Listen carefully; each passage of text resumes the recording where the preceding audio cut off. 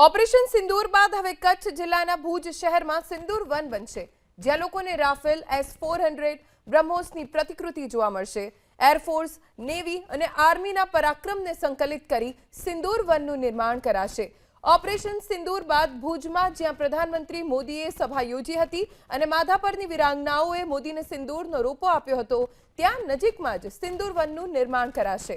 આવનારા દિવસોમાં લોકો ઓપરેશન સિંદૂરનો ગૌરવાન્વિત ઇતિહાસ જાણી શકે તે માટે સિંદૂર વનનું નિર્માણ કરાશે।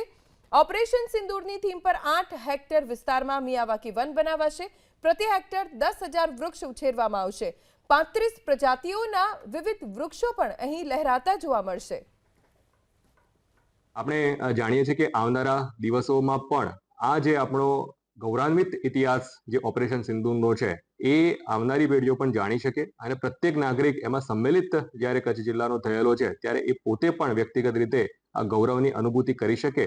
એની કાયમી યાદ માટે ભુજ સિટી પાસે લગભગ 20 એકર જગ્યામાં સિંદૂર વનના નિર્માણની પ્રસ્તાવના કરવામાં આવેલી છે।